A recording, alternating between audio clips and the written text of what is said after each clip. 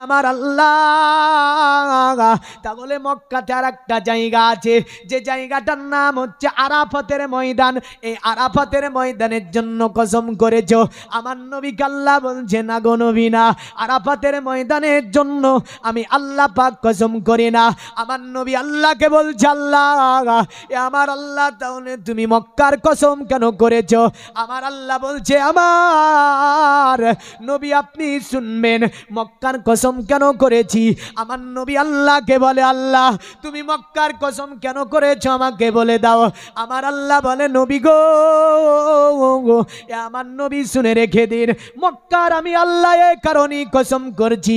আমার আল্লাহ সূরা ফজর দিয়ে বলছেন লা উকসিমু বিহাজাল বালাদ ওয়া আনতা হিল্লুম বিহাজাল বালাদ ওয়া ওয়ালিদিউ আমার নবী মক্কার কসম আমি আল্লাহ এই কারণেই করেছি, কারণ ওই মক্কাতে আপনি জন্মগ্রহণ করেছেন, আপনার পিতৃপুরুষ যারা তারা ওই মক্কাতে জন্মগ্রহণ করেছে। আরো জোরে বলা যাবে না?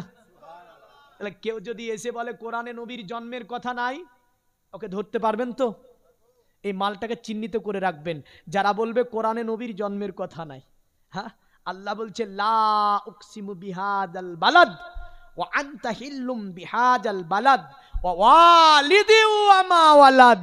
এ হাবিব মক্কার কসম এই কারণেই করেছি কারণ মক্কাতে আপনি জন্মগ্রহণ করেছেন আর আপনার পিতৃপুরুষ যারা তারাও ওই মক্কাতে জন্মগ্রহণ করেছে। জোরে বলেন। মক্কা শব্দটা বাংলা না আরবি? মক্কা শব্দটা আরবি, কারণ কোরআন এভাবেও আছে ইন্না আওয়ালা বাইতিউ উজিয়া লিন্নাসি লাল্লাযী বিবাক্কাতা মুবারাকাও ওয়া হুদাল লিল আলামিন। মক্কার পূর্বের নাম ছিল বাক্কা। কি নাম ছিল? বাক্কা। মনে রাখবেন এগুলো, একে তালিল আছে। অতি ব্যবহার হওয়ার কারণে বে শব্দটাকে মিমের সঙ্গে তাবদিল করা হচ্ছে, বদলিয়ে দেওয়া হচ্ছে। কারণ আল্লাহ পাক বলেছে বি বাক্কাতা মুবারাকাও ওয়া হুদাল লিল আলামিন, পৃথিবীর প্রথম ঘর আমি আল্লাহ স্থাপিত করেছি মক্কাতে। জোরে বলেন। মক্কা শব্দটা আরবি, বাংলা কি? মক্কা শব্দের অর্থ বাংলা হচ্ছে শান্তির শহর, আমানতের শহর, আমানতের এলাকা। জোরে বলেন। যাকে আল্লাহ পাক তিনি এইভাবে বলেন যেমন করে আপনার বেদের মধ্যে বলল সম্বুলে বিষ্ণু জসেতে গ্রহে মহাদুর্ববাম্য হমসুমা তাং মাতুরি বিব, মানে ওই নবীটা কোথায় আসবে? বলে সম্বুল নামে শহরের ওপরে। সম্বুল শব্দটি সংস্কৃতি শব্দ, সম্বুল শব্দের বাংলা করলে হয় আমানতের এলাকা, শান্তির শহর, সংরক্ষিত এলাকা। আর আরবি যদি দেখতে যান সম্বুলের আরবি হবে ওয়াহাদাল বালাদিল্লা আমিন। আমানতের শহর হচ্ছে মক্কা, শান্তির শহর হচ্ছে মক্কা। জোরে বলেন সুবহানাল্লাহ। এ দুনিয়ার মুমিন মুসলমান, তাহলে নবীজি যেখানে আসবে জায়গাটার নাম তারা বলল সম্বলে নবী আসবে, বলল বিষ্ণু যশের ঘরে নবী আসবে। পণ্ডিতকে বলল গো পণ্ডিত আপনি সম্বুল শব্দ বলে দিলেন, নবীজির বাবার নাম বললেন বিষ্ণু যশ, আর ওই নবীজির গোত্রের নাম বললেন আপনি ব্রাহ্ম গোত্রে আসবে তিনি। এ পণ্ডিত দয়া করে বলবে ওই নবীর মায়ের নামটা কি হবে? বলল শুনে রেখে দে, যে নারীটা ওই নবীকে জন্ম দেবে, যে নারীটা আখিরি নবীকে জন্ম দেবে, ওই নারীটা হবে বড় ভাগ্যবতী। নারীটার নাম হবে সুমতি। সুমতি শব্দের অর্থ হচ্ছে মাধুর্যবান, সুমতি শব্দের অর্থ হচ্ছে চরিত্রবান, সুমতি শব্দের অর্থ হচ্ছে সুন্দরী। আর এই সুমতির যদি বাংলা আরবি করা হয় আরবি হবে আমেনা, মানে আমেনা নারী নবীকে জন্ম দেবে। আরো জোরে বলবেন না? কোন নারী দেবে? আমেনা নারী। তাহলে সুমতি। একটু দুরুদ আল্লাহুম্মা হাইয়া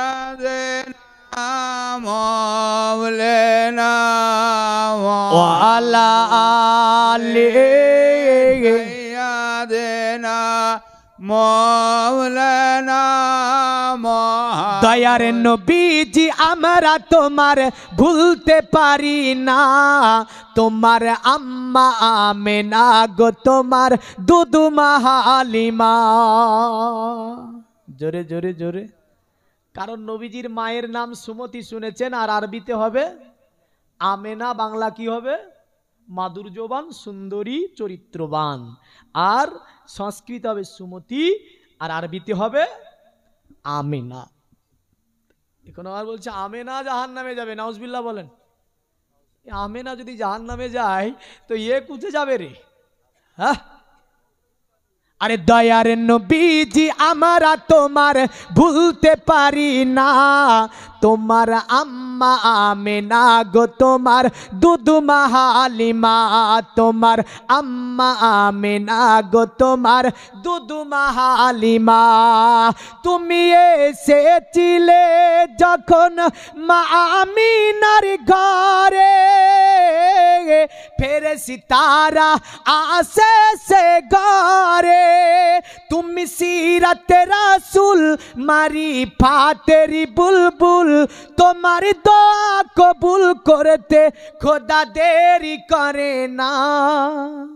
তোমার আম্মা আমেনা গো তোমার দুদুমা হালিমা, তোমার আম্মা আমেনা গো তোমার দুদুমা হালিমা।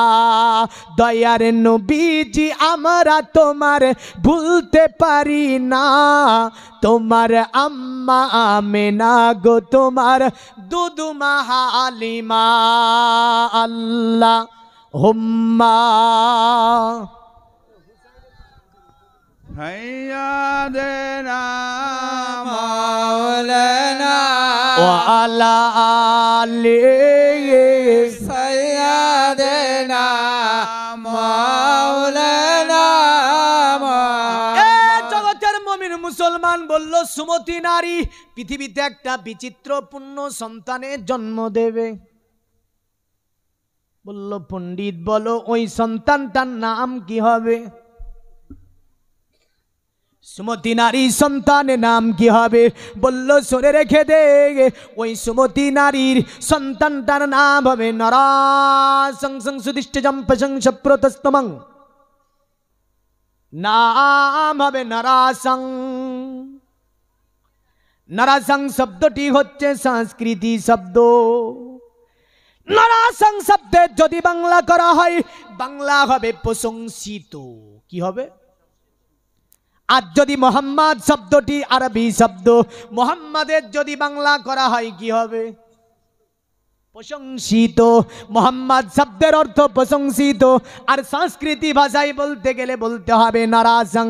তারা বলল নারাসং সংসুদিষ্টজম পশং সপ্রতস্তমং। নারাসং নামে পৃথিবীতে ওই ব্যক্তি আসবে যার প্রকাশ্য নাম বলতে গিয়ে ইঙ্গিত করে বলল মধ্যবর্তীতা দেবাদক্রান্তি প্রাকৃতিতা বিষ্ণং বক্কি সদামিদা শস্ত্রী শ্রীতা। যার নামের প্রথম অক্ষর হবে ম, শেষ অক্ষর হবে দ। আমাদের নবীর নামের প্রথম অক্ষর কি? শেষ অক্ষর দ। বলল মধ্যবর্তীতা দেবাদক্রান্তি প্রাকৃতিতা বিষ্ণং ভক্কায়েত সদামেদা শস্ত্রী শ্রীতা। যে নবীর নামের প্রথম অক্ষর হবে ম আর শেষ অক্ষর হবে দ, বিষ্ণা। বিষ্ণা বলতে প্রভুকে বোঝায়, ষষ্ঠী বিষ্ণা। তবে হ্যাঁ, বিষ্ণা বলতে গরুও বোঝায়। কি বোঝায়? গরু পূজা হয় না, হয় না? গরু পূজা হয়। আচ্ছা, গরুর নাম কি আমাদের কোরআনে নাই? আছে না নাই? আরে কোরআনের প্রথম সূরাটার নামই হচ্ছে সূরাতুল বাকারা। বাকারাতুন শব্দের অর্থ গাবি, গরু, গাই। হ্যাঁ, এ বলে কি গরুরে মা বলা যাবে? গরুর নাম কি আমাদের কোরআনে নাই? আছে। সবচেয়ে লম্বা সূরা কোরআনের 114টি সূরার মধ্যে সবচেয়ে বড় সূরার নামই গরুর নামে, সূরাতুল বাকারা। বাকারাতুন শব্দের অর্থ গাবি। তো তারা বলল বিষ্ণাং বক্কি সদামেদা সস্তে চ শ্রীদা, যিনি আসার পরে গরুর গোশত ভক্ষণ করাকে সর্বকালের জন্য শাস্ত্র অনুযায়ী বৈধ ঘোষণা করবে, তিনি বেদ অনুযায়ী শেষ ঋষি হবে। বেদ অনুযায়ী শেষ ঋষি হবে। এখানে ছাড়লাম, গরুর ঘটনা আরও আছে, পলিতা থেকে নিয়ে সব বের করে দিতে পারবো। এই গরু থেকে যে পলিতা লাগায় না, পলিতার জন্ম কোথা থেকে হলো, তারপরে কোথায় গেল, কোন সাহারে ফেলা হলো, এখন পলিতা কোথা থেকে আনা হলো তাও জানা আছে, বলবো না। আর সোশ্যাল মিডিয়ায় যাবে কিছু, হ্যাঁ এখন বলছে কুরবানি করতে দেব না, হ্যাঁ বিভিন্নভাবে বিভিন্নভাবে। আল্লাহ পাক সকলকে বুঝদান করে, সম্প্রীতি বজায় রেখে, গণতন্ত্র দেশ, ধর্ম নিরপেক্ষতা দেশ একটা ভারত, এ দেশে সকলকে সমান অধিকারে বসবাসের সমান অধিকার দেওয়া হয়েছে। সেই সম্প্রীতি বজায় রেখে সকলে চলাফেরা করতে পারে। সকলে বলুন আল্লাহুম্মা আমিন। বাপ আমাকে টপিকে কিন্তু দেখেন, টপিক মুড়ে একটু অন্যদিকে যেতে হবে, যেহেতু আমাকে দুটি বিষয় বলেছে। তবে আমার ওয়াজের কোয়ালিটি একটা বিষয় যদি দিয়ে দেন, আমার ওয়াজ আসল জায়গাতে এখনো পৌঁছাতেই পারেনি। কারণটা হচ্ছে, আমি তো প্রথমেই বলেছি নবীর জীবনী হচ্ছে দীর্ঘ জীবনী। আমি যদিও আপনাকে কোনো জ্যোতিষী জ্যোতিষী মনীষীর কাছে যেতেই পারে। নবীজি আসাতে অনেকের গবেষণা ছিল, যারা তাওরাত, জবুর, ইনজিল, আসমানি কিতাব, বহু জ্যোতিষী মনীষী জ্যোতিষী গবেষকের কিতাব গণনা করে পাহাড়ের চূড়ায় চূড়ায় অনেক সাধক বসেছিল। আখিরি নবী আসবে আর আমরা ওই তত্ত্বটা মানুষের কাছে দেব, আমরা পৌঁছাবো। সবচেয়ে বড় জ্যোতিষী ছিল ওই সময়, যেটা মুলকে সিরিয়াতে, যার নাম ছিল আপনার কি সাতহি জ্যোতিষী। কি নাম ছিল? সাতহি। এই সাতহি এমন বড় বড় জিন তবে ছিলেন, বললেন বিরাট জ্যোতিষী। এই জ্যোতিষীর কাছে সিরিয়ার বাদশা মানুষ পাঠিয়েছিল, আখিরি নবী যেই দিন আসছে। তো সাতহি বলেছিল বাদশাকে গিয়ে বলবি পূজার হবে না। জোরে জোরে জোরে।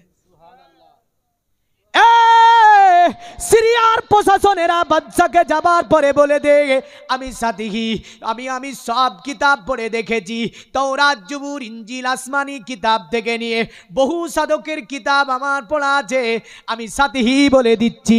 অতএব বাদশা যেটা স্বপ্ন দেখেছে, দাজলা নদী পার করে কেউ যেন ঘোড়ার পৃষ্ঠে চড়ে সিরিয়াতে প্রবেশ করছে, এই স্বপ্ন বাদশা দেখেছে। তারা তাজ্জুব হয়ে বলল, সাতিহি তুমি কি করে বাদশা স্বপ্ন জানলে? বলে সিরিয়ার পূজারা, আরো তোদেরকে বলে দি, তোদের ওই যে সামুয়া মাসুয়া দরিয়াতে পানি চালু হয়ে গেছে, আর এই যে সিরিয়ার মন্দিরে আজকে রাত্রিতে পূজা হয়নি। বলে কি করে হলো? বলে শুনে রেখে দে, তোদেরকে বলে দিচ্ছি, আখিরি নবী দুনিয়ায় যখন আসবে পূজা দেওয়া হবে না, পূজা দিতে পারবি না। এই কারণে সনাতন ধর্মে কলকি অবতার পুরাণের মধ্যে একটা কথা আছে, কি নাম বললাম? কলকি অবতার পুরাণ। দেবা ধর্মা চিত্র যুগা দেবালকশ্চ চারা গুষ্ট পুষ্ট শা চন্তুষ্ট কলকুরজুনি চা ভুবননা দিবা দিলিঙ্গি সুবুসানে বুসিতি সুচ ইন্দ্রজালি বুদ্ধাতি কল্পকা পূজা কা জানা ন শান্তি। বল্লসন আখিরি নবী অবতার কলির কলকি যখন দুনিয়াতে আসবে, যত দেব মূর্তিগুলো পর্যন্ত ওই অবতার কলির কলকিকে সম্মান জানাবে, পূজা হবে না। জোরে বলবেন না? আরে সত্যের বাণী নিয়ে এলো মক্কায়, বাতিল বিদায় হলো তিনারি ছোঁয়ায়, বেদিনেরা কয় পূজা নেহি হয়। বেদিনেরা কয় পূজা নেহি হয় মক্কাতে আল্লামিনোরায় ও নবী নবীজি আমার ও নবী নবীজি আমার ও নবী নবীজি আমার ও নবী নবীজি আমার ও নবী নবীজি আমার আরে মদিনা বাসিয়ে খুশির মাতম মোদের কোলে এলো নূরেরই বদন পাবো কি আমন তোমায় করিব যতন ও নবী নবীজি আমার ও নবী নবীজি আমার জোরে বলুন। তো তারা বলল শোন যত দেব মূর্তিগুলো আছে সকলে যেন নবীজির সম্মান করবে।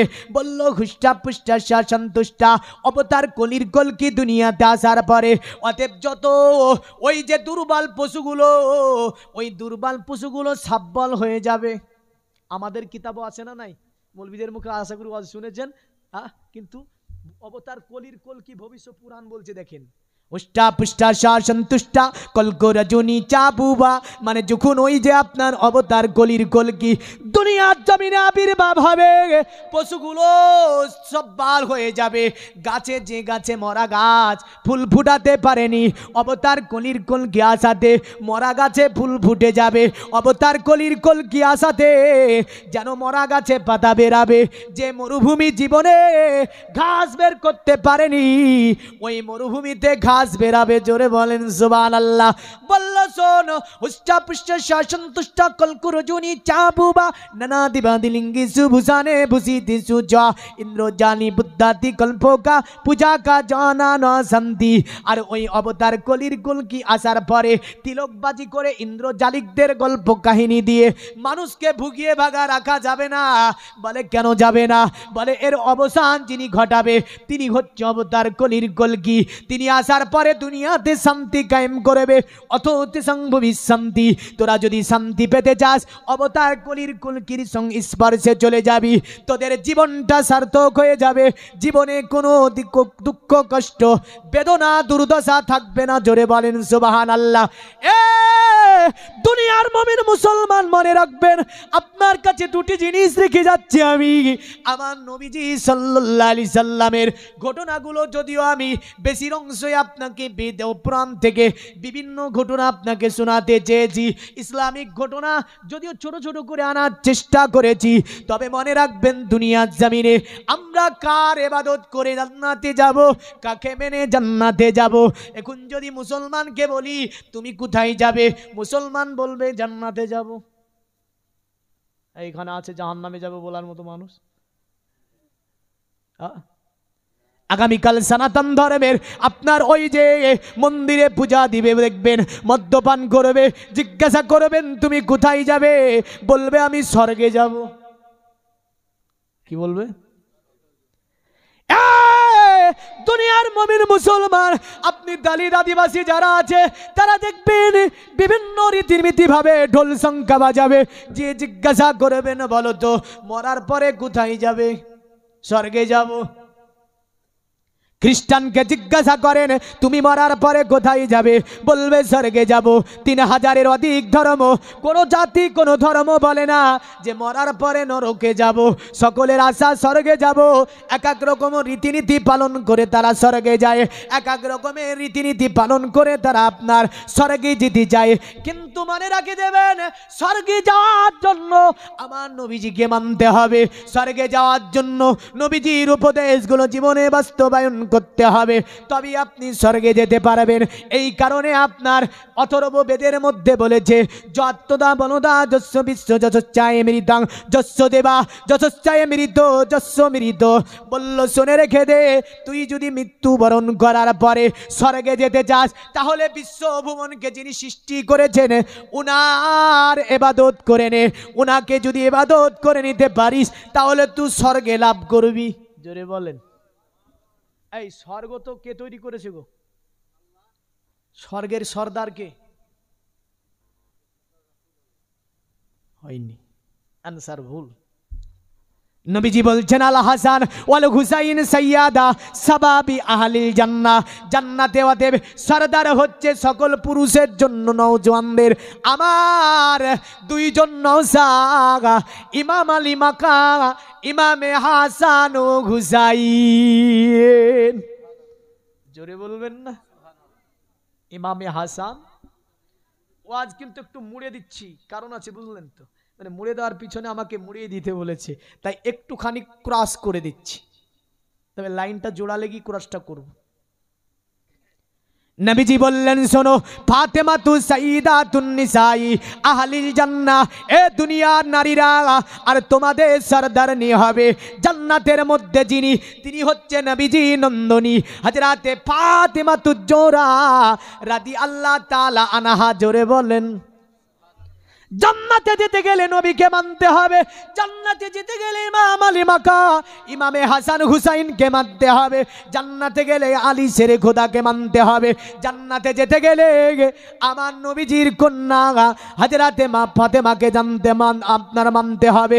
যদি পাঁচ পাঁচাতনকে মেনে যান, নিশ্চয়ই মাবুদের দয়ার জান্নাত চলে যাবে। তাই কোরআনে বলছে এইভাবে, ইন্নামা ইউরিদুল্লাহু লিইয়ুযহিবা আকুমুর রিজসা আহলাল বাইত ওয়া ইউতাহিরুকুম তাতহীরা। আল্লাহ বলে, এ নবীজির আহলে বায়াত, আমি আল্লাহ তোমাদেরকে পৃথিবীর সব ধরনের নাপাকি থেকে আমি আল্লাহ তোমাদেরকে হেফাজত করেছি। এরা হচ্ছে আহলে বায়াত। এদের শান মান মর্যাদা কত দূর। এখন তো নবীকে নবীকে মাটি বলছে, কি বলছে? নবীকে কি বলছে? মাটির মানুষ। হ্যাঁ, আরে নবীকে শুধু মাটি, নবীকে নূর না, শুধু নবী নূর না, নবীর আহলে বায়াত নূর। জোরে বলেন সুবহানাল্লাহ। নবীর আহলে বায়াত নূর। কোন কবিও এই কারণে বলেছে না, তেরি নসলে পাক মে বাচ্চা বাচ্চা নূর কা, তু হে আহলে नूर का, तेरा सब घराना नूर का। জোরে বলবেন না, বোঝা যায়নি? এই মাস্টার নাম কি বাংলা? বাংলা বলেছি, পুষ মাস। এই মাসে কিসে যায়? পুষ মাসে বনভোজন। আরে বাবারে, বড় বড় বাসের পিছনে লিখে দিয়েছে বনভোজন ট্যুর। তো এই বনভোজনে যায়, আমাদের দিকে ছেলেরা দেখবেন মাঠে ঘাটে বনভোজন করে, পিকনিক ফিস্ট জায়গা বলছে ফিস্ট, আর বক্সগুলো আনে, ওরে বাবারে কম বড় বড় ডিজে গো, একবারে বাজে তো জমিনও কেঁপে যায়, পাশ দিয়ে গেলে দাম দাম করে বুকে লাগে না? লাগে না? একদম লাগে, বুঝলেন? ফিস্ট করে মুসলমানের ছেলেরা। একটা গান বাজে না, দেখেন গান বাজে না একটা, ওই যে কি গান বাজাই বুঝলেন, এমন এমন গান বাজায়, ও বুঝে না আর বাপও বুঝে না, লাচে না। গিয়ে যদি জিজ্ঞাসা করা এই গানটার মানে বলে দিত, পারবে না, বুঝলেন? এমন এমন একটা করে কেডারেটা বোঝা যায়। আবার আরে গানের শব্দে মসজিদে নমাজ পড়া যায় না। আর ওই যে ফতেপুরটা দেখেছেন না, ওটা নদীর চরে পড়ে, বুঝলেন? পাশ দিয়ে নদী, কোন দিককার মানুষ, বুঝলেন কি, ওই চরে পিকনিক। একবার তো মারামারি হয়েছিল, এশার নামাজ চলছে, ওদিকে ডিজে চলছে, আর মসজিদের দেওয়ালে দাম দালাম করে লাগছে। সে যে নামাজ পড়ে গিয়ে বললেন, এই মারামারি। হ্যাঁ, যে নামাজের টাইম বন্ধ করতে পারিস না তোরা? এটা মুসলমানের ছেলে গো, এগুলো মুসলমানের ছেলে বাপ। আচ্ছা বলেন তো, পিকনিক করা ইসলামিক শরীয়ত সম্মত কাজ? অনেক ছেলেরা এখানে আছে, ডেট করা আছে, বুঝলেন তো, ডেট করা আছে, তারা বাজে পিকনিক করতে হবে, তাদের জন্য বার্তাটাও দিয়ে গেলাম। নবীজি বলেছেন মান তাসাব্বা বিকওমিহি ফাহুয়া মিনহুম, যে জাতির সঙ্গে তুমি উঠা বসা, খাওয়া দাওয়া, আখলাক, চরিত্র, লেনদেন এমন মেলযোগ রেখে চলবে, এই জেনে রাখো তোমাকে ওই জাতির সঙ্গে তোমার হাসর নাসর করা হবে। তাহলে পিকনিক করা যাবে? পিকনিক করা যাবে? পিকনিক করা যাবে না। পিকনিকের নামে আপনি জায়েজ খাবারকে, হালালি খাবারকে হারাম করে খাবেন না, খবরদার। আসেন তো, নবীজি নূর, হাসান হুসাইন নূর, ফাতেমা নূর, আলীও নূর, জোরে বলেন। এই কারণে আপনার বেদি আর একটা মন্ত্র বলে দিয়ে আমি, আমার নবীজির দুইজন জান্নাতি সরদার নওসা, এরা যে জান্নাতের সরদার, দ্বিতীয় বেদে জান্নাতে যাওয়ার জন্য কি বলা হয়েছে, নবীজি কি বলেছে, ছোট্ট করে সমাপ্ত করার চেষ্টা করব। তাই বেদে বলল, শোন নবী নূর, এতে কোনো সন্দেহ নাই, জোরে বলেন। এরা কারা? যারা নবীকে মাটি বলেছে, মীমাংসা শেষ মাটিতে। হ্যাঁ, বেদে বলছে, শোনে রেখে দে, অসবমাসু গমারুহে দেবদত্তং জগৎপতিং সিনা সদুতমন নমস্তে সবারজে গুণানিবিতং চিররন্না সোনা কোনাং হইনা প্রতিমুদ্দাতিং নিপ্রলিঙ্গ চুদ্দুদ সংকুটি সোনিয়নো সতিমতো তেসাং ভবিষ্যন্তি মনংসি বিসাদানি বেগে বসুদেবং রাগাতি পুণ্যগন্ধানি স্পৃশম পরজন পদনং বেগে হাতিস্কিলা সুসে বল্লসন। অবতার কলির কলকি যিনি হবে, তিনি বিশ্ব মানব হবে। অবতার কলির কলকি যিনি হবে, তিনি যেন আপনার তিনার মধ্যে পৃথিবীর সব ধরনের সদ্গুণের অধিকারী হবে, জোরে বলেন সুবহানাল্লাহ। বলল, এ পণ্ডিত তুমি বলো ওই ব্যক্তির চেহারাটা কেমন হবে? বলে, চেহারা ভাষা দিয়ে বোঝানো যাবে না। বলে, কেন ভাষা দিয়ে বোঝানো যাবে না? বলল, এতটা বলতে পারবো, চিররান্না সোনা খোনাং হই না প্রতিমুদ্দাতিং, আখিরি নবী যিনি হবে, তিনার চেহারা থেকে যেন আলোক রশ্মি বিচ্ছরিত হবে। নবীজি নূর না মাটি? বেদ বলছে চিররান্না সোনা খোনাং হই না প্রতিমুদ্দাতিং। দুনিয়ার মুমিন মুসলমান কোরআনে নবীকে নূর বলেছে, হাদিসে নবীকে নূর বলেছে, বেদে নবীকে নূর বলেছে, বাইবেলে নবীকে নূর বলেছে, রবীন্দ্রনাথ ঠাকুর নবীকে নূর বলেছে, কাজী নজরুল ইসলাম নবীকে নূর বলেছে। এমন করে পৃথিবীর জমিনে বড় বড় সাহিত্যিকরা আমার নবীকে নিয়ে গবেষণা করতে গিয়ে বিজ্ঞান গবেষণাগারেও আমার নবীকে নূর মানতে বাধ্য হয়েছে। আরে কে এক কোথা থেকে আগডুম বাগডুম উঠে আসলো, এসে চার পাতা পড়ে বলছে নবীকে মাটি, আর বিজ্ঞান গবেষণাগারে পর্যন্ত আমার নবীকে নূর মানতে বাধ্য হয়েছে, জোরে বলেন সুবহানাল্লাহ। এ তথ্য আছে আমার কাছে, নবী নূর নাকি মাটি, বিজ্ঞানের তথ্যে কি বলা হয়েছে, বিজ্ঞান প্র্যাকটিক্যাল করে প্রমাণ করে দেখিয়েছে, এ বিশ্বের মানব নবী নূর, এতে কোনো সন্দেহ নেই। হ্যাঁ, তো বলল চিররান্না সোনা কোনাং ওই না প্রতিমুদ্দাতিং, ওই নবীটা এমন হবে মানে তার আর শরীর মোবারক থেকে আলোক রশ্মি বিচ্ছরিত হবে, আর তা থেকে যেন অন্ধকার দূরভীত হবে। জোরে বলবেন না? अरे जुल्फ को रुख से हटा दो तो कमर शर्माए। আমার নবীজি চুল মুবারক কাঁধ পর্যন্ত, কানের গোড়া দিয়ে যখন অর্ধেকটা ঢেকে ফেলতো, আল্লাহর নবী চুল মুবারক গুলোকে উঠিয়ে কানের গোড়া দিয়ে যখন পিছনে দিতেন, পুরা চেহারাটা আলগা হতো। 14 তারিখের চাঁদ দেখে লজ্জা পেত। जुल्फ को रुख से हटा दो तो कमर शर्माए, मुस्कुरा दो तो अंधेरों में सहर हो जाए। আর আমার নবী যখন মুচকি হাসতো, নবীর দান মোবারকের আলোতে অন্ধকার দূরভীত হতো। দুনিয়ার মুমিন মুসলমান মন্ত্রীর আর মানে যাব না ওইদিকে, বড় মন্ত্র পড়েছি মানে অনেক লেগে যাবে।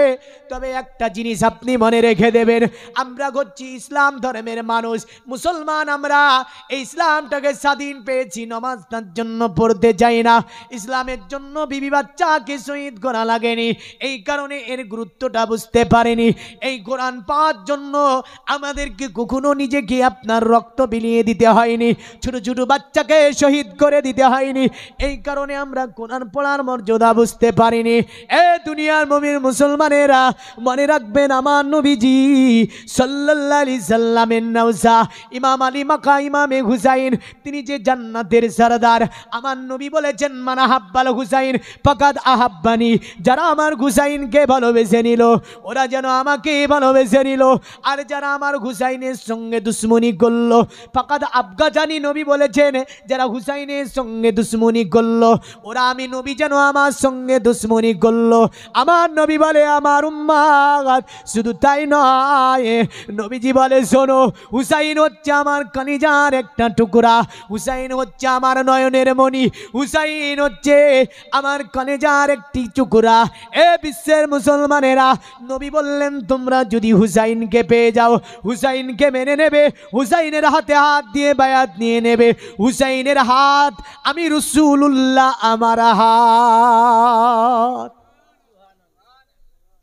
একটুখানি হুসাইনের কোন জায়গা থেকে নিব আমি বুঝতে পারি না, আমাকে যেহেতু বলেছে একটুখানি হুসাইনের সামনে দুটি কথা বলে যাবেন, কোন জায়গা থেকে নিব তো তা বুঝতে পারি না। হুসাইনের জীবনে তো ছোটখাটো না, না হ্যাঁ না, জন্মের দিনটা যদি বলি তো একটা জালসা পার করে দিই আমি, শুধু জন্মের দিনটা, জন্মের দিন থেকে 7 দিন পর্যন্ত বলবো একটা জালসা পার।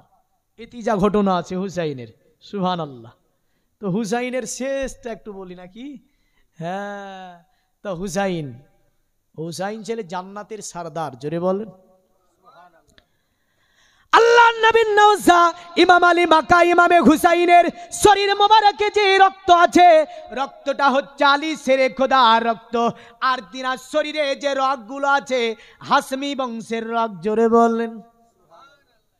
আমার ইমাম আলী মাকা ইমামে হুসাইনের চুল মুবারক ছিল স্কন্দের ওপরে পড়তো।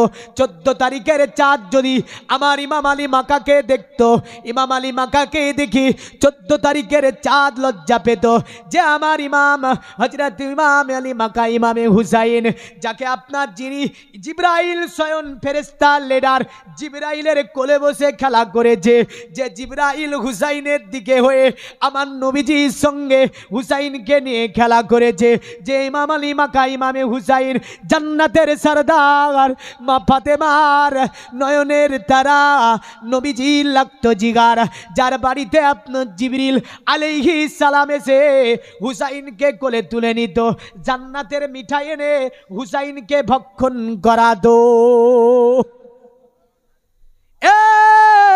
দুনিয়ার মুমিন মুসলমানেরা, আমরা জানি ইসলামকে এত দূর আনার জন্য, ইসলামকে জিন্দা করার জন্য, ইসলামকে আমাদের পর্যন্ত পৌঁছিয়ে দেওয়ার জন্য, কোরআনকে এত দূর পৌঁছিয়ে দেওয়ার জন্য আমার ইমাম আলী মাকা ইমামে হুসাইন কারবালার জমিনে 10ই মুহররম তিনি আপনার দিনকে বাঁচাতে গিয়ে, রাসূলুল্লাহর আপনার দিনকে টিকিয়ে রাখতে গিয়ে তিনি নিজে শহীদ হলেন, নিজের সন্তানকে শহীদ করলেন, ভাতিজাকে শহীদ করলেন, সাথী সহচরকে শহীদ করলেন, আহলে বায়তের 72 জনকে শহীদ করলেন। কিন্তু আমার নবীজির দেওয়া দ্বীন ইসলাম কোরআন ও হাদিসের একটা কানুনকে তিনি শহীদ হতে দেননি। আর আমরা দিনে দুপুরে শহীদ করি না, করি না, করি না। মুয়াজ্জিন ডাকদার, আমরা টিভি চালিয়ে বসে থাকি। হ্যাঁ, মুয়াজ্জিন ডাক দেয় আর আমরা কি চালিয়ে বসে থাকি? টিভি চালিয়ে। শেষ কথা এটা আমার, কারণ ওয়াজের শেষ লগ্নে ইমাম আলী মাকা ইমামে হুসাইনের দুটি কথা বলে যায়। তবে দেখেন, আপনাকে ওই বিষয়গুলো বলতে পারলাম না যে আল্লাহর নাম কোন মন্ত্রেতে 5 বার বলা হয়েছে, দ্বিতীয় আল্লাহ নামে কতটি মন্ত্র বেদের মধ্যে আছে, আমি ওগুলো যেতে পারিনি, কারণ মুহাম্মদ সাল্লাল্লাহু আলাইহি ওয়াসাল্লামের পরিচয় আমি যতটা পেরেছি বেদানন করেছি, তবে বেদের অতটা মানে আমি দিতে পারিনি, কারণ দীর্ঘ সময় লেগে যাবে, আর একটা জালসায় অত শোনাও সম্ভব নয়। রাত্রি 1টা পার হয়ে গিয়েছে, ছোট্ট করে দুটি কথা বলি। আমার ইমাম হুসাইন কারবালার প্রান্তরে যে গিয়েছিলেন, কত মহরম ছিল? নবীজি জানতো না? জানতো না? জানতো না? ইমাম হুসাইন জানতো না? জানতো। ইমাম হুসাইনও জানতো। হ্যাঁ, 1:20 1:30টার মধ্যে দোয়া কমপ্লিট করব, হ্যাঁ না? আবার 1 ঘন্টা?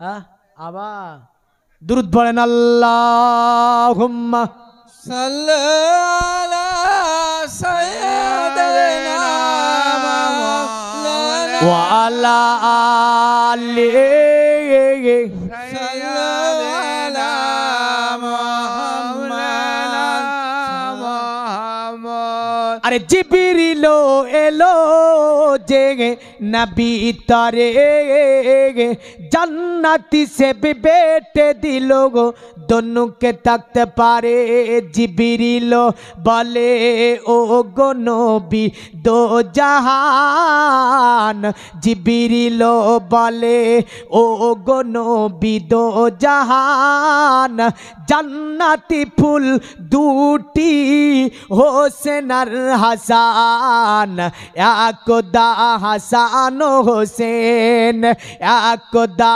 হাসান হোসেন বলে अम्मी जान सुनो ए रहमती कलाम कारी बृहत शान के बड़ो संतान इमाम हुसैन हसन। ए इमाम डाकছে স্ত্রীকে, বলে আমার নবীজির দস্তার আমার মোবারক আমামা মোবারক খানা দাও। এ দুনিয়ার মুমিন মুসলমানেরা, আমরা নামাজ পড়তে যাই না গো, কোরআন পড়া জানি না, আমরা নামাজের টাইমে যাই দোকানে বসে থাকি। আমার ইমাম হুসাইন বলে আমার স্ত্রী নবীজির ওই তানুয়ার মোবারক খানা দাও। স্ত্রী বলে ওগো আমার স্বামী আপনি কোথায় যাবেন? বলে আমি কারবালা প্রান্তরে চলে যাব। স্ত্রী বলে স্বামী গো ওগো আমার স্বামী আপনি যদি কারবালা প্রান্তরে চলে যান, কাসিম চলে গিয়েছে, আব্বাস চলে গিয়েছে, সাথী বিন্দুরা সকলে চলে গিয়েছে, এ আমার স্বামী আপনি যদি চলে যান আমি যে অতীব কাকার দিকে তাকিয়ে জীবনটাকে আমি ব্যয় করব। আপনার নওসার ইমাম হুসাইনে কন্যা সাকিনা এসে বলে এ আব্বা তুমি কোথায় চলে যাবে গো আব্বা? এ আব্বা তোমাকে কারবালায় যেতে দেব না আমি। আমার ইমাম আলী মাকা ইমামে হুসাইন ছোট্ট কন্যা সাকিনার কে কোলে তুলে নিয়ে বলে বেটি কিমার মধ্যে তুমি চলে যাও। সাকিনা বলে আব্বা ভাইকে হারিয়ে ফেলেছি, ছোট্ট সন্তান আলী আসগার, এ আলী আসগারকে হারিয়ে ফেলেছি। এ আব্বা এ কুফাবাসীর দলেরা বড় দাগা দিয়েছে, বড় ধোঁকা দিয়েছে আব্বা, কত না আমাদের সাথীদেরকে শহীদ করে দিল আব্বা। তুমি যদি কারবালা প্রান্তরে চলে যাও এ আব্বা আমি সাকিনা কাকে আব্বা বলে ডাকবো, আমি তোমাকে যেতে দেব না। আমার ইমাম নওসা ইমামে হুসাইন সাকিনাকে বুকে লাগিয়ে নিলেন, বললেন বলে সাকিনা এ মা তুমি ঘরে চলে যাও, আমি ইমাম হুসাইন আমাকে কারবালা জমিনে যেতে হবে, নতুবা এ ফয়সালা হবে না। আমি ইমাম হুসাইন কারবালায় চলে যাব। সাকিনা বলে না গো আব্বা তোমাকে কারবালায় আমি যেতে দেব না, ভাইকে হারানো ব্যথা, সহচার সাথী বিন্দুদেরকে হারানো ব্যথা আমি সাকিনা তোমার চেহারার দিকে তাকিয়ে আমি নিবারণ করতে পারবো আব্বা, তুমি যেও না কারবালায়।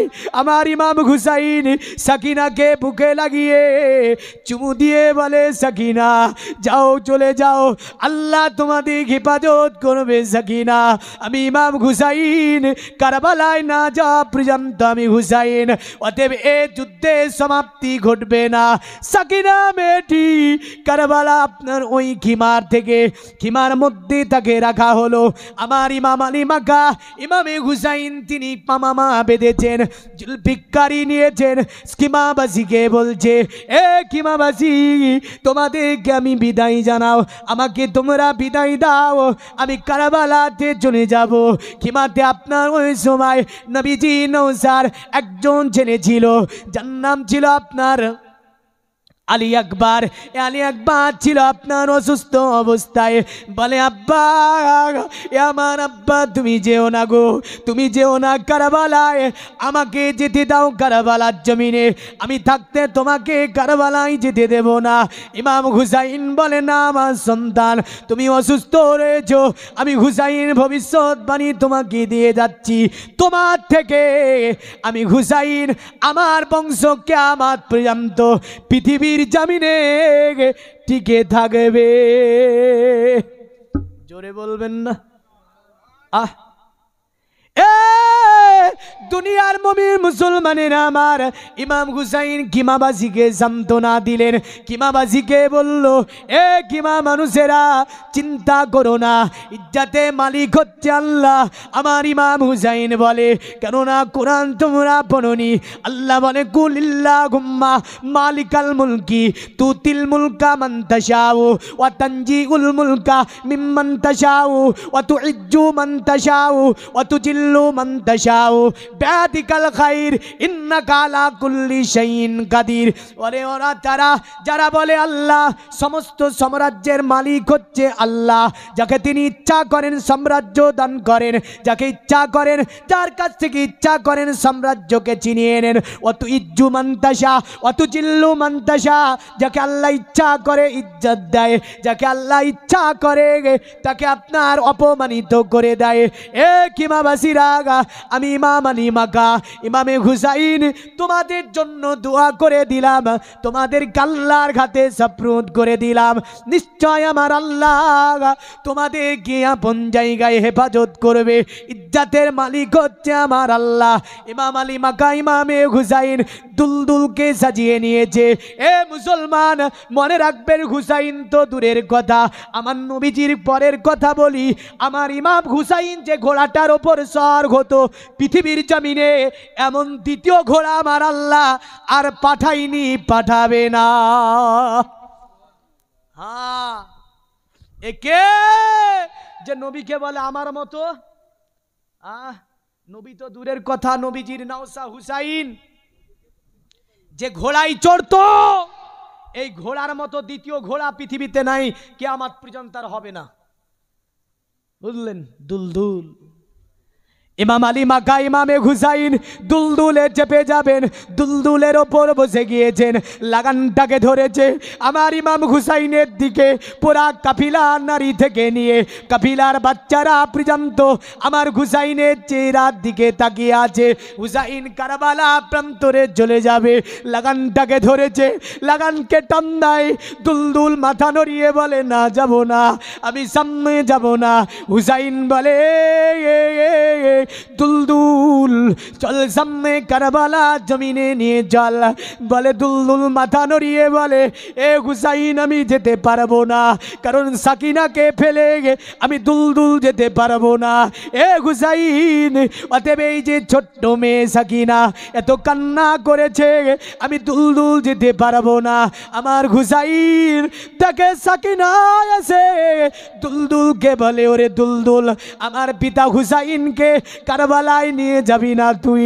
যদি আমার পিতা হুসাইনকে কারবালার জমিনে নিয়ে চলে যাস, এ দুলদুল, আমি কাকে সাকিনা আব্বা বলে ডাকবো? আমি সাকিনা কাকে আব্বা বলে ডাকবো?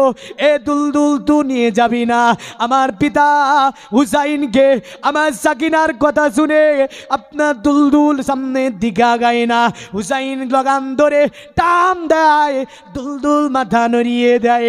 হুসাইন নিচের দিকে তাকিয়ে দেখে সাকিনা এসে যেন আপনার ওই দুলদুলকে নিষেধ করে, দুলদুল তুই যাবি না আমার পিতা হুসাইনকে নিয়ে কারবালার জমিনে। হুসাইন আপনার দুলদুল থেকে নেমে গেলেন, সাকিনাকে কোলে নিলেন। বলে, বেটি সাকিনা, তুমি বিদায় দাও আমাকে, দুলদুলকে অনুমতি দিয়ে দাও তুমি। এ সাকিনা, আর তুমি কেঁদো না সাকিনা, কারণ তুমি যদি বিদায় না দাও, দুলদুল তোমার কান্না দেখে আমাকে কারবালার জমিনে নিয়ে যাবে না। আল্লাহ হুম্মা সাল্লাল্লাহু আলা সাইয়্যিদিনা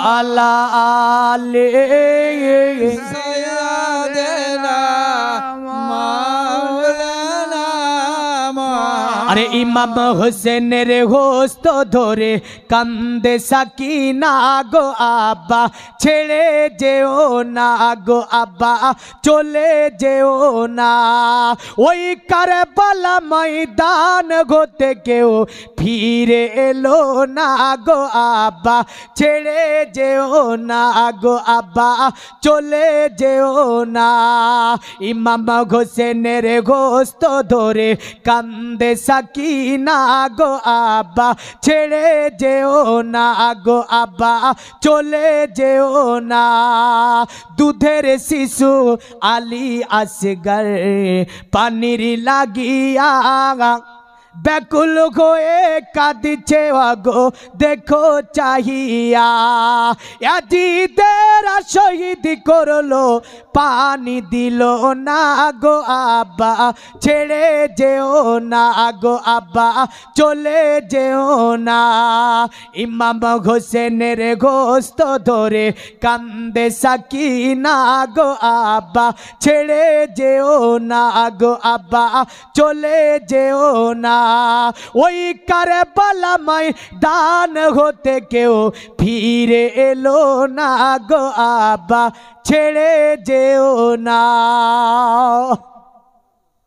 এই কারবালার জীবনী অতি দীর্ঘ বাপ কোনোদিন যদি আসি একটা টপিকের উপরে দেবেন যে মৌলভী সাহেব কারবালাটাই বলুন ইনশাল্লাহ এখান থেকে নিয়ে কারবালা পর্যন্ত শেষ করতেই বল শেষ হয়ে যাবে দীর্ঘ কারবালা আলোচনা ছিল তিনার আলোচনাতে কুফাবাসীর উপর আসারও পড়েছিল তাদের উপরে তারা তার আজাব এসেছিল হুসাইনকে বেয়াদবি করার জন্য কারণ তিনি নসিহাত করেছিলেন ৭২টা শহীদের পরও হুসাইন বলেছিল তোমাদেরকে ক্ষমা করে দেব আমি কি বলেছিলেন তোমাদেরকে মাফ করে দেব তোমরা মেনে নাও তো হুসাইনের লেকচার আলোচনা তো আসার পড়বি কিন্তু ইয়াজিদ বিলি ছিল বড় অত্যাচারিত ইবনে জিয়াদের লোকেরা আপনার হই হাঙ্কা লাগিয়ে দিল তবে হ্যাঁ যারা ইয়াজিদকে রহমাতুল্লাহ আলাইহি বলছে তাদেরকে বলছি আমি ইতিহাস আমরাও পড়েছি তোমার বাবারও ক্ষমতা নাই ইয়াজিদকে রহমাতুল্লাহ আলাইহি প্রমাণ করতে কারণ এটা নিয়ে আমি কয়েক জায়গাতে কয়েকজন মুফতি সাহেবের সঙ্গে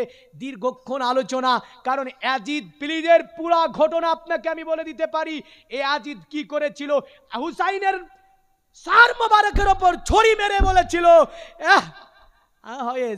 বলেছিল হুসাইন কি কাজী না করলে তুমি দান মোবারকে ছড়ি ঠেকিয়ে ইয়াজিদ বলছে হুসাইন আমার দুঃখ লাগছে শয়তানি কান্না ছিল এটা কি কান্না ছিল শয়তানি কান্না ছিল বললেন বিশ্বকে বুঝাচ্ছে আমি কোনো দোষ করিনি দোষ করেনি ইয়াজিদ তুই মদ্যপান করেছিস মদিনার উপর আক্রমণ করলি 3 দিন মসজিদে নববীর আজান জামাতকে বন্ধ করেছিস তোর সম্প্রদায় কাবার উপর আক্রমণ করতে গেল আল্লাহ আযাব দিয়ে তোকে মেরে দিল ইতিহাস কি পড়িনি আর এরা বলে ইয়াজিদ রহমাতুল্লাহ আলাইহি মুসলিম 2 প্রকার মনে রাখবি ইয়াজিদি মুসলমান আর হুসাইনি মুসলমান জোরে বলেন সুবহানাল্লাহ আমরা কোন মুসলমান হুসাইনি মুসলমানে ইয়াজিদি মুসলমান নয় যারা হুসাইনি মুসলমান হবে তাদের মধ্যে কখনোই আপনার আহলে বায়াতের দুশমনি থাকবে না আর যারা ইয়াজিদি মুসলমান ওর আহলে বায়াতের শানে দুশমনি করবে আর ভিতর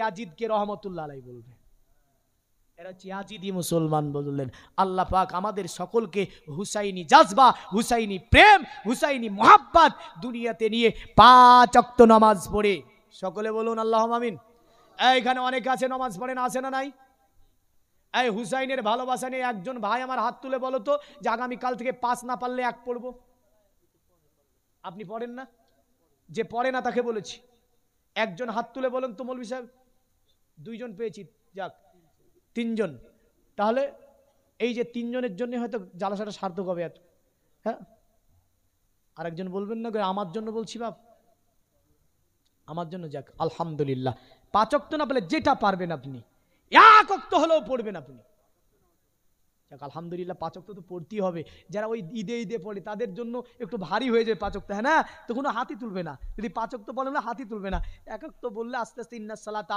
তানহা আনিল ফাহশাইল মুনকার নিশ্চয় নামাজ খারাপি থেকে দূর করবে নবীজির দরবারে একজন ব্যক্তি এসেছে, এসে বলছে নবীজি কলেমা পড়বো কিন্তু ঠান্ডা পার হলে, মানে ঠান্ডাতে ফজরের সময় ওযু করা বিপদ। তা আল্লাহ নবী বলছে ফজর নামাজ পড়তে পারবে না? বলে না। বলে ফজর মাফ করে দেওয়া হলো, কলেমা পড়ো। কিন্তু দেখা যায় যে ফজর তো দূরের কথা, তাহাজ্জুদের নামাজও ছাড়ে না। জোরে বলেন সুবহানাল্লাহ। তো প্রথমে নবী যদি বলতো পড়তে হবে তো